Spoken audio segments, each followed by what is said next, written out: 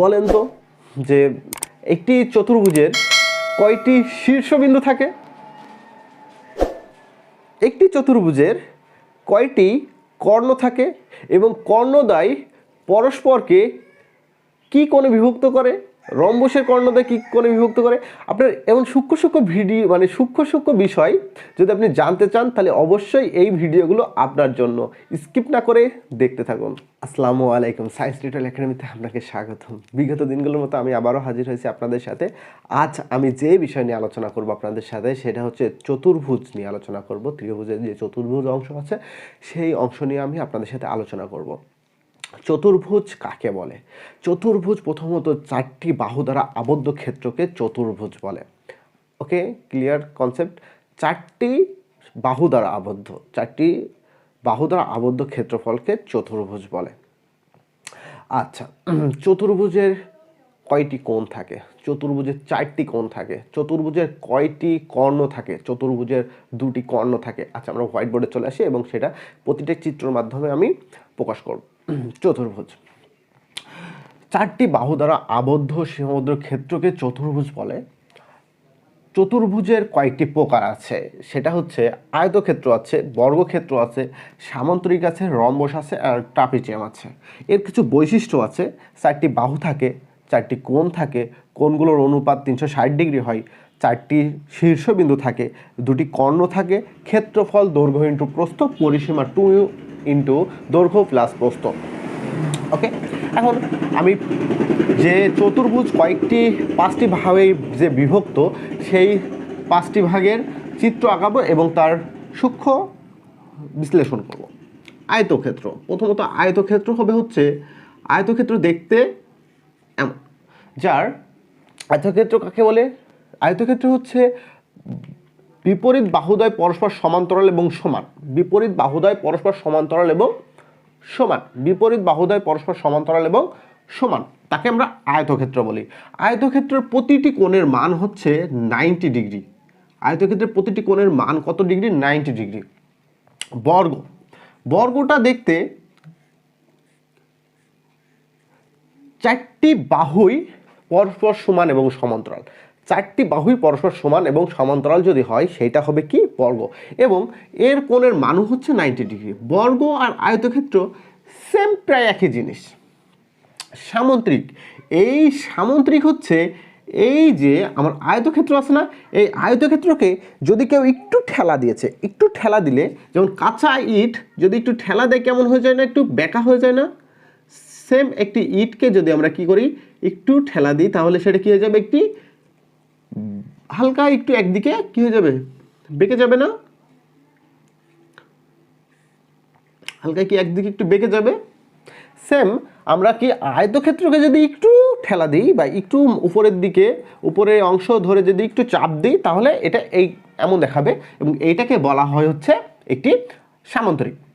Rhombus, বর্গকে যদি একটু ঠেলা দেওয়া হয়, কি বর্গকে যদি একটু ঠেলা দেওয়া হয় তাহলে সেটা হয়ে যায় হচ্ছে, বর্গকে ঠেলা দিলে রম্বস হয়ে যায়। ট্রাপিজিয়াম কি? ট্রাপিজিয়াম হচ্ছে দুটি বাহু সমান্তরাল, বাট সমানের কথা বলবে না, দুটি বাহু সমান্তরাল আবদ্ধ ক্ষেত্রকে ট্রাপিজিয়াম বলে। দুটি বাহু সমান্তরাল আবদ্ধ ক্ষেত্রকে ট্রাপিজিয়াম বলে। তার মানে আমরা চিত্রগুলো দেখলাম এবং আমি আগামী দিন যে ভিডিওগুলো প্রকাশ করব প্রতিদিন একটি করে টপিকস নিয়ে ছোট শর্ট ক্লিপের ভিডিও প্রকাশ করি।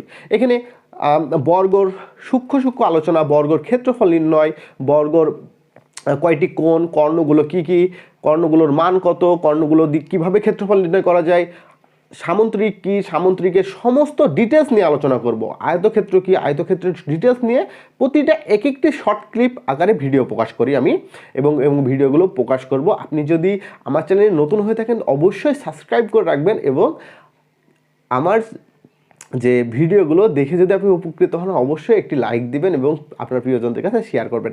আচ্ছা, তারপরে এর বৈশিষ্ট্যতে চলে আসি। বৈশিষ্ট্য, এর একটি চতুর্ভুজের চারটি বাহু থাকতে হবে, চারটি কোণ থাকতে হবে, চারটি বাহু। প্রতিটারই কিন্তু 4টি করে বাহু আছে। প্রতিটা আমি যেখানে যে কটা বর্গ আঁকাইছি, যেখানে যে কটা বর্গ আঁকাইছি সে কটা প্রতিটারই কি 4টা বাহু আছে। ওকে, এবং 4টি কোণ থাকতে হবে। প্রতিটা বাহুই, দুটি বাহু যেখানে মিলনস্থান হয়েছে সেই জায়গায় একটি কোণ উৎপন্ন হয়েছে। 4টি বাহু 4টি কোণ উৎপন্ন হয়েছে, 4টি কোণ উৎপন্ন হয়েছে। এবং কোণগুলোর সমষ্টি হবে হচ্ছে 360 ডিগ্রি। যেমন আমরা ত্রিভুজের কোণের সমষ্টি কত হয়েছিল, একটি ত্রিভুজের কোণের সমষ্টি যেমন ত্রিভুজই হোক, কোণের সমষ্টি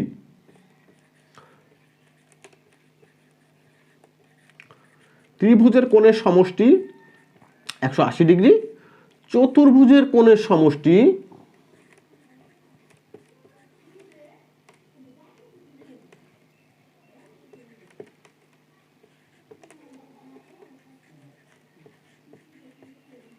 কোণের সমষ্টি 360 ডিগ্রি। ত্রিভুজের কোণের সমষ্টি কত? ত্রিভুজের কোণের সমষ্টি হচ্ছে 180 ডিগ্রি, আর চতুর্ভুজের কোণের সমষ্টি হয় হচ্ছে 360 ডিগ্রি। আমাদের এটা লক্ষ্য রাখতে হবে যে চতুর্ভুজের কোণের সমষ্টি 360 ডিগ্রি। ওকে, আচ্ছা, তারপরে চলে আসি, আমাদের এর শেষ হয়েছে। আচ্ছা, 4টি শীর্ষবিন্দু থাকে। এই কোণে যে শীর্ষ অবস্থানে এগুলোকে শীর্ষবিন্দু বলে।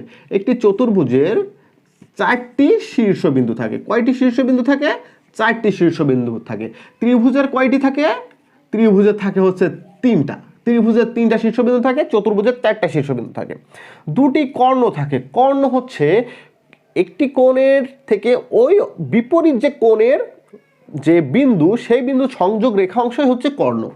এই বিন্দু থেকে এই বিন্দু, তার মানে এই যে বিন্দু, এই বিপরীত যে কোণ, এই যে কোণ, এই কোণের বিপরীত কোণের যোগফল যে রেখা অংশ তৈরি হয় সেটাকে বলে কর্ণ। এই কর্ণ হচ্ছে দুইটা।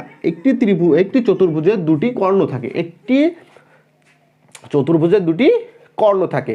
একটি ত্রিভুজের 3টি কি থাকে? মধ্যমা থাকে। ক্লিয়ার? আচ্ছা,